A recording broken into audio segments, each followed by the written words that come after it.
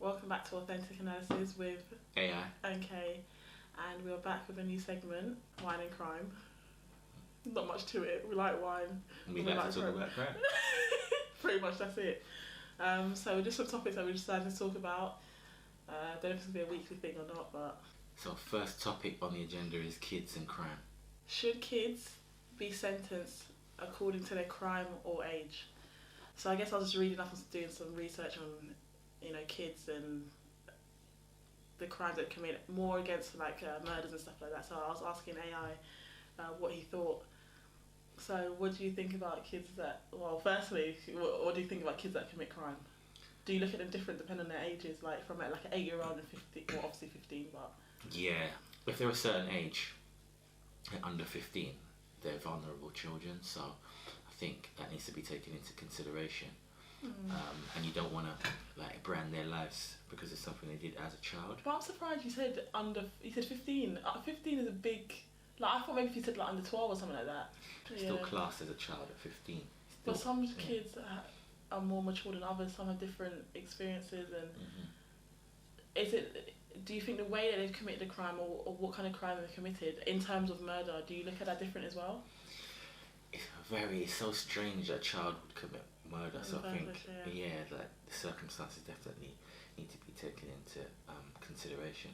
If you take the poor little Jamie Bolger case, sometimes you don't want to put the criminals or the people who commit the crime back on the streets because you fear that they won't be rehabilitated. Yeah, I think what brought this up, there's the young boy, I think his name is Amarjit Sada, and he would go around his village in India, and he was just killing babies.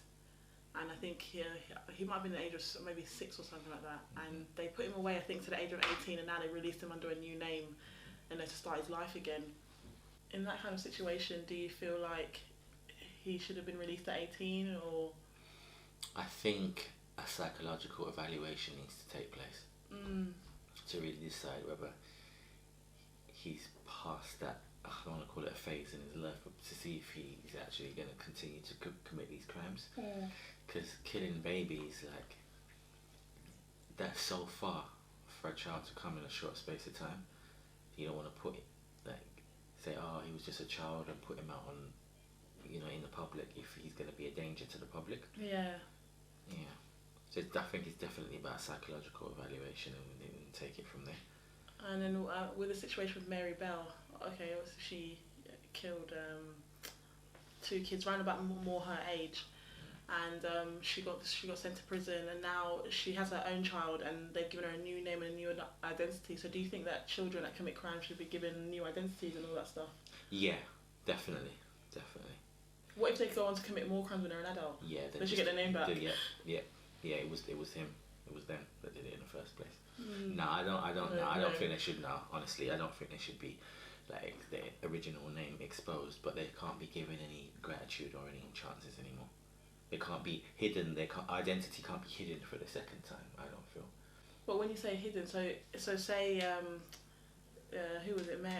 James Bolger. What was the 2? The Venables, I can't remember. John Venables. With those 2, after they got identity change, I think one of them went on to commit crimes, and I don't know if it was to do with sex offences or something like that. You feel like they should let us know who he is? Yeah. Your identity should only be hidden once. Okay, once. Okay, so say for example, if you committed a crime when you were 10, for example, and then your identity was hidden, but then would you get a chance to commit another crime? Alright, say you was let out. Yeah, as an adult.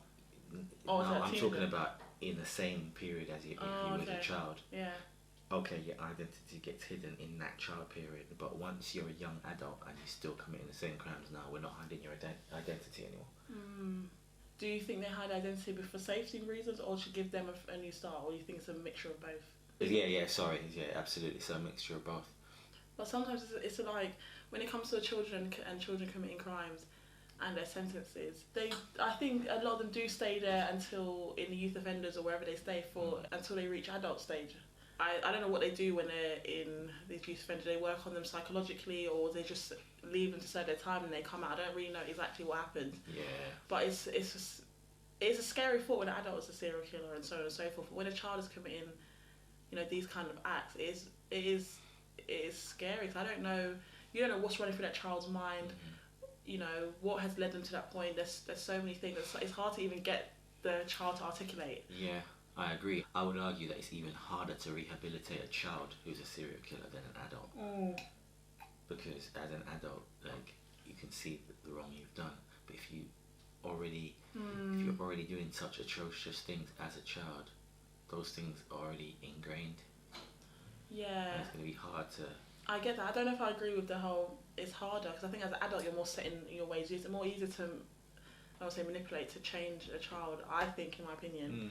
That's true too, yeah. I forgot the name. There's a girl on YouTube, if you Google it, I can't remember her name, and there's they're doing like So what are we going to Google?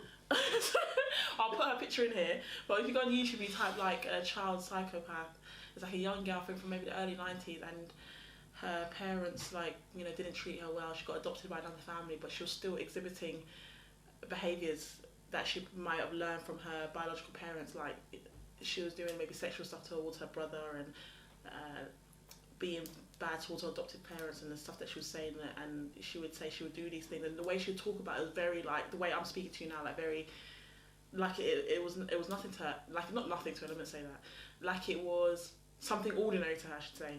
And it was unfortunate that she went through a bad childhood, because I think they said that dad was, treating her bad, and the mum was on drugs and so on and so forth. So she didn't have a great start to life. And obviously, if she didn't get adopted, or she had gone through life without, maybe a family to look after her properly, who knows what would have happened. So they had sent her away to like a school, like the way they teach you how to, how to improve the child's behaviour, work on their psychology and so on and so forth. And I guess they said that she'd come back out, and now she's doing really well for herself. So the people do change, but how often does that work out? I'm not really sure. So to answer the question, should kids be sentenced according to the age or crime? Their crime.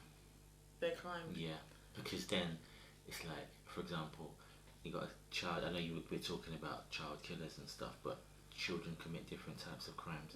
So if a child commits fraud, you evaluate him in that realm, and then if they commit an assault or a murder, then each crime has to be taken into consideration, because it speaks to a different mind state. Yeah, but if you were a lawmaker of the land and you decided that a child commit a crime, what would you set it as? You would say they should get treated as according to like an adult, like get life, if the crimes are that horrendous or heinous? No.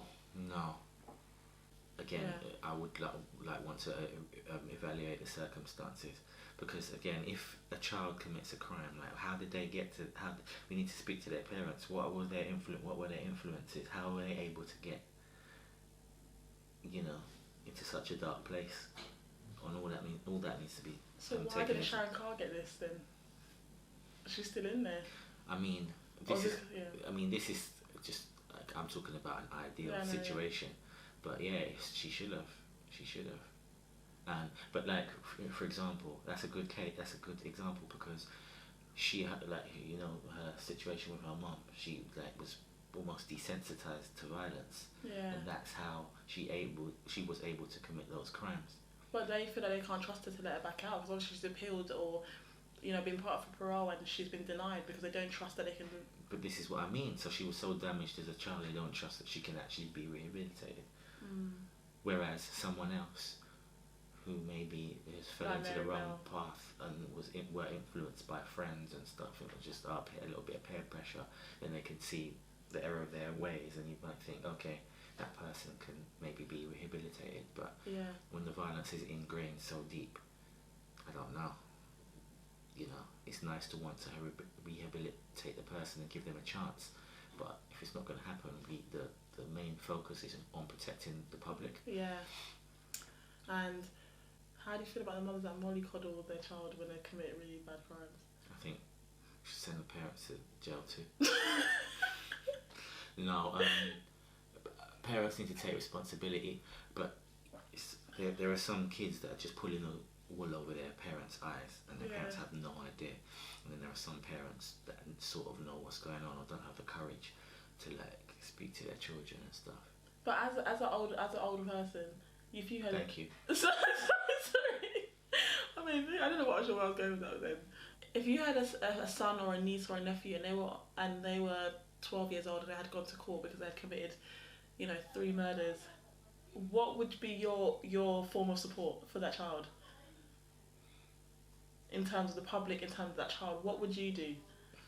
That's a hard question. Because obviously sometimes some parents, I'm going to talk about... Therapy, first of all, that's my first thought. Would you recommend for them to be let out eventually? Do you think you would know your child enough to know if they would be safe? I don't think I would be able to make that decision because I would be biased towards, my loved one. Yeah.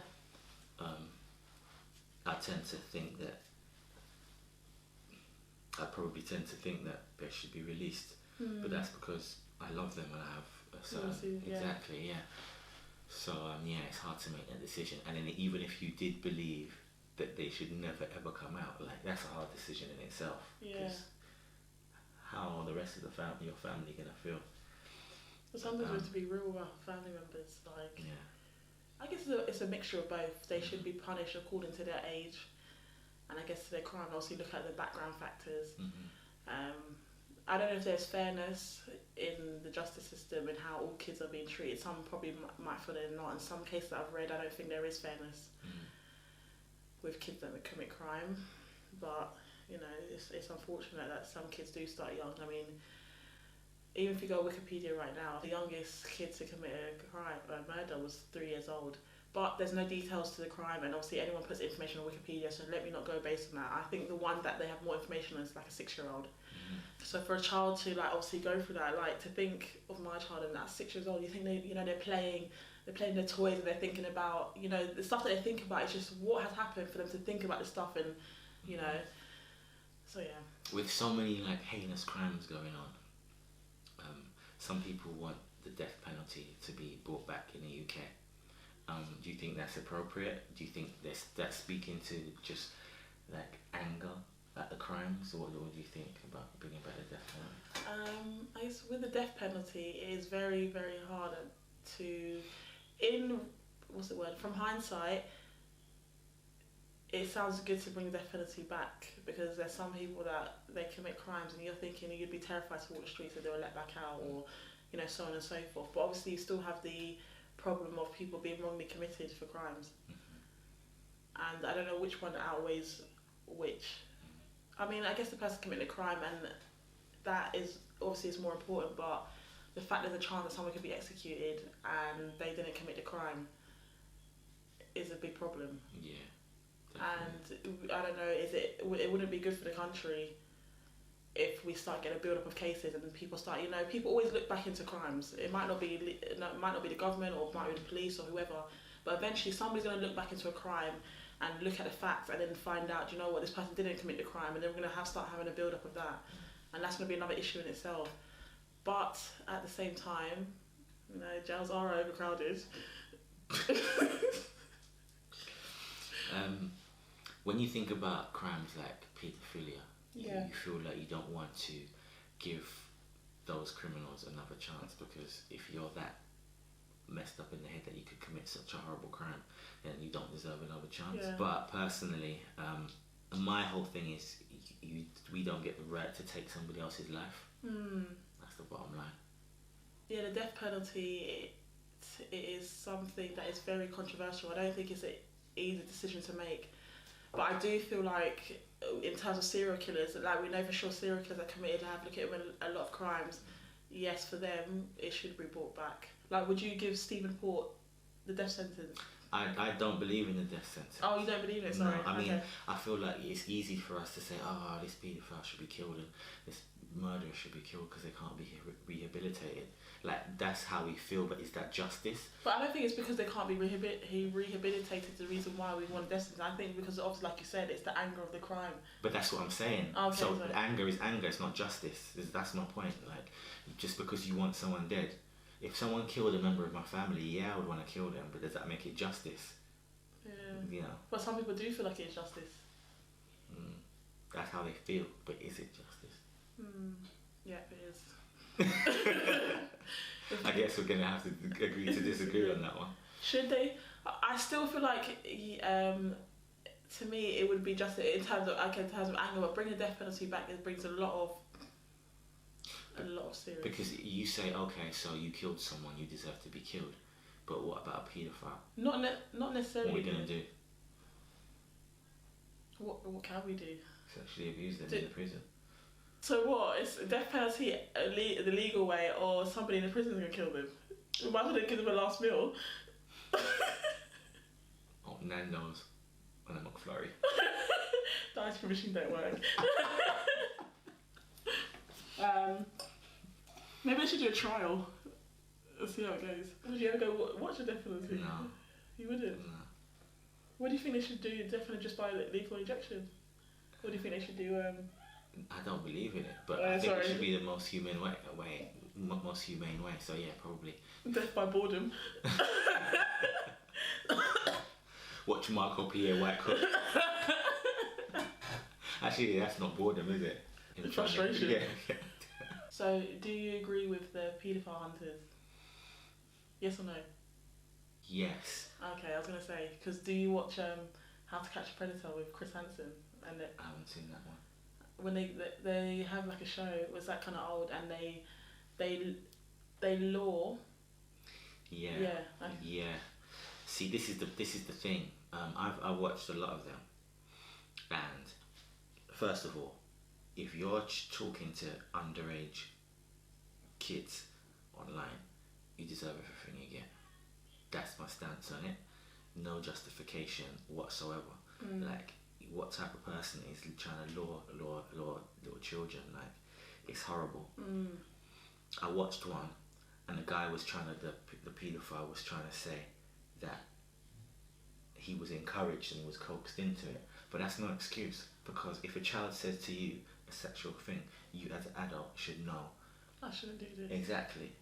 And actually, you should be trying to protect the child, and like, do you know what I mean? But why would you even be speaking to a child in the first place? Yeah. But like, just say for example, you thought you was talking to an adult. They've got no room. They've got no wiggle room. They know what they're doing is wrong.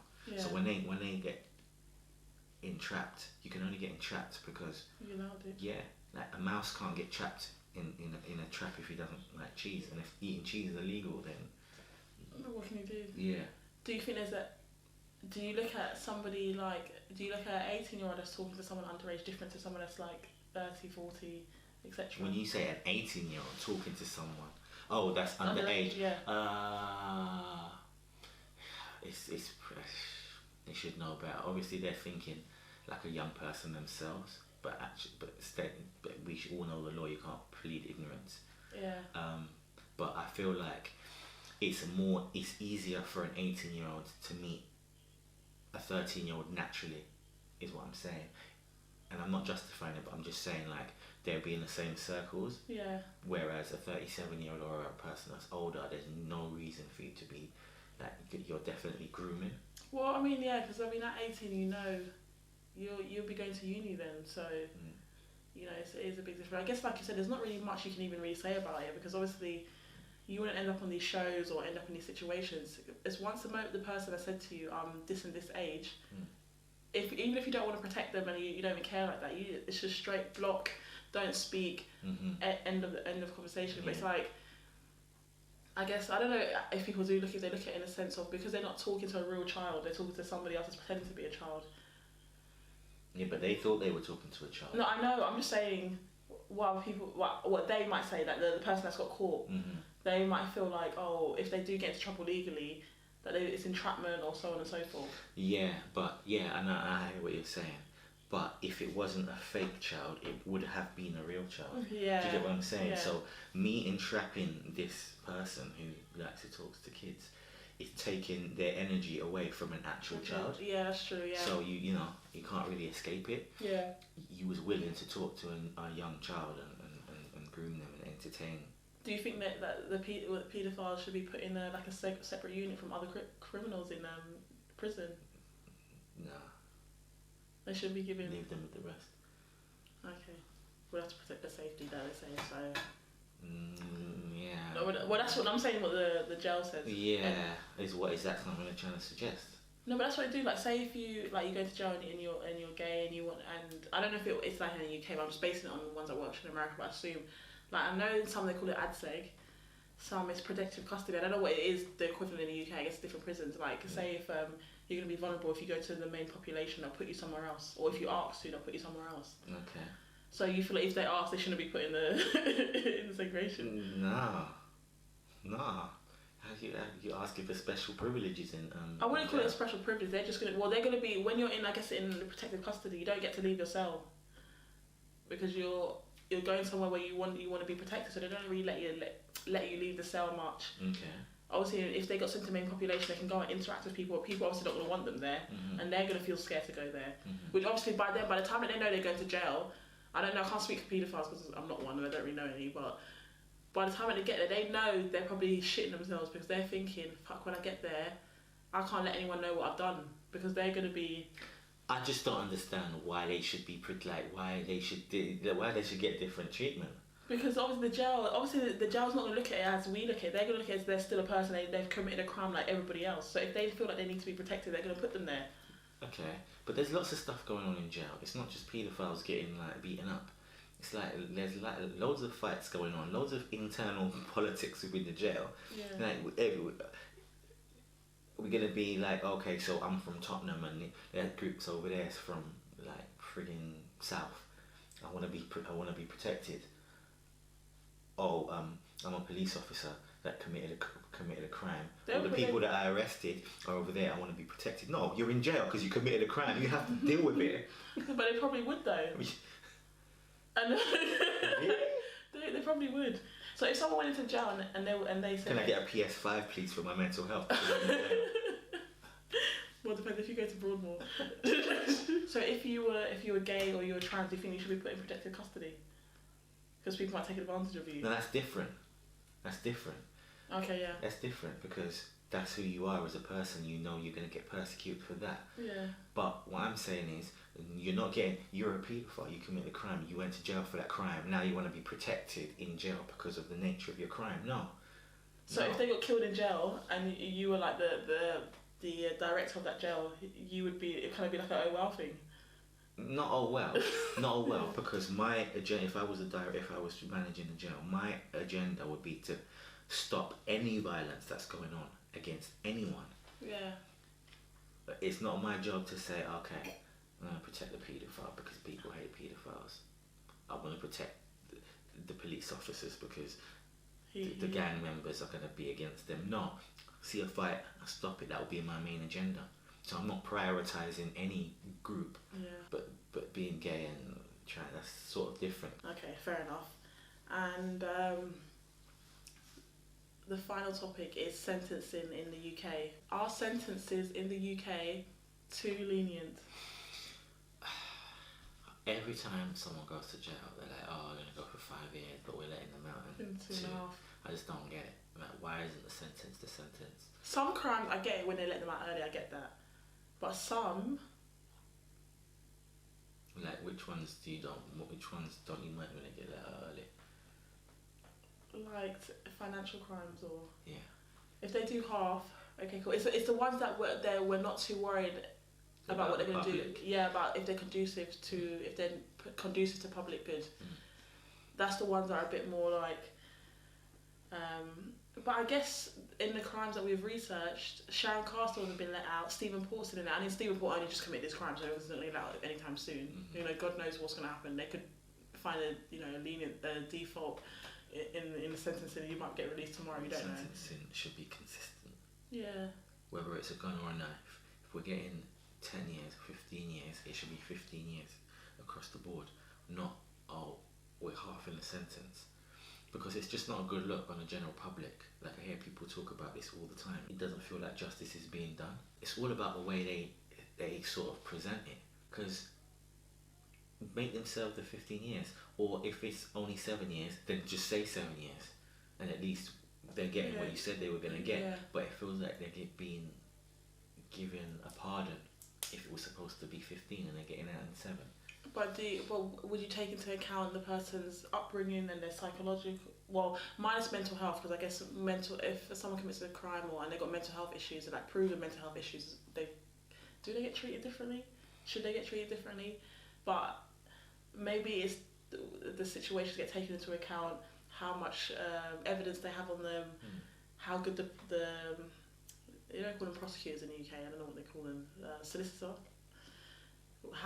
What they present, what loophole. There's always going to be loopholes and stuff to get you a lighter sentence and so on and so forth. So there's a lot of factors that come into it. But obviously, like you're saying, everyone should just be fit with that same 10 years for a knife crime, 15 years for a gun charge, or is that not? No. That's sort of what I'm saying. Let's just say I killed someone for money. Life. Yeah. No two ways about it. I killed someone for money. Life. Or let's say somebody was in a situation. Another person was in a situation where they were being battered and bruised, and they were, and then they felt like they couldn't get out of the situation, and they murdered someone.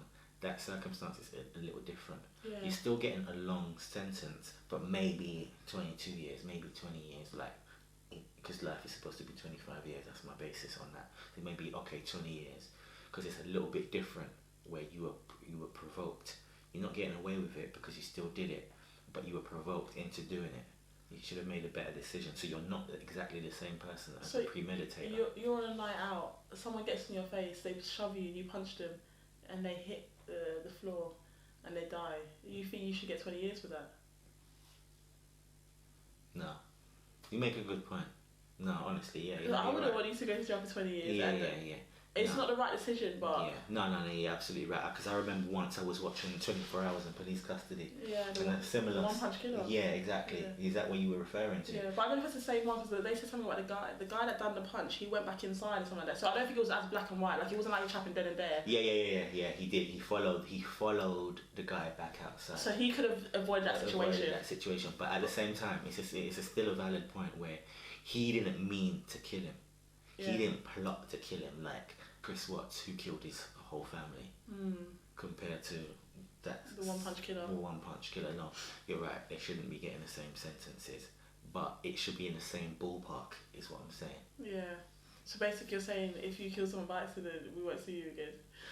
The thing about it though is that the one-punch killer, he didn't mean to do it. Okay. So actually, no, I admit that I'm wrong. So because he didn't plan to kill. Yeah. Like, if I'm battered and bruised, like, let me use the situation I gave before. If I'm battered and bruised, or a wife's battered and bruised in a situation and she plots to kill her husband, she had a reason to do that, and she, like, I'm not making excuses, she's just making another decision. But there was pressure on her. To see what I'm saying. But with the one-punch killer, he didn't actually mean to kill her. The two scenarios, say Chris Watts and then the battered wife killer, for example, they planned to kill, so their sentences should be in the same ballpark. But the one-punch killer, he was just trying to smack a guy. Yeah. And actually, they tried to get him for murder, but he got manslaughter instead. Yeah. So, yeah.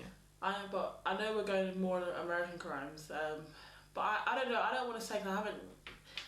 Maybe I haven't read enough into UK crimes, but so far, the crimes that we have read into so far, like Stephen Paul, he's been given a whole life order, so he's never coming out. Sharon Carr has done, well, I think she's, how old she is now? She might be in her 40s or whatever. She's been in there from the age of 15 up until, her 40s, so she's been in there for a good while. I don't think she's coming out anytime soon. Mm-hmm. She was engaged to a man that killed his parents. Mm-hmm.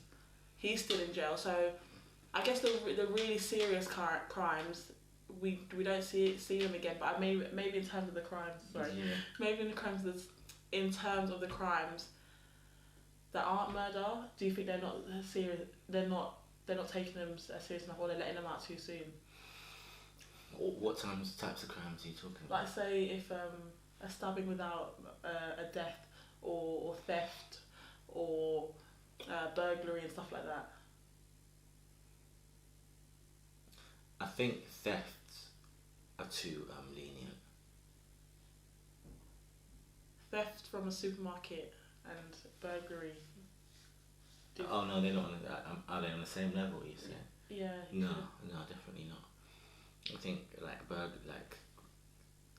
burglary with burglary. Did I say buggery? I don't know what you said. Burglary in a home is, to me, is like violation. Oh yeah, exactly. That's what I'm saying. And you know, I say a little bit of fraud. I'm not justifying fraud. Burglary is violation. Fuck the banks. You know what's violation right now?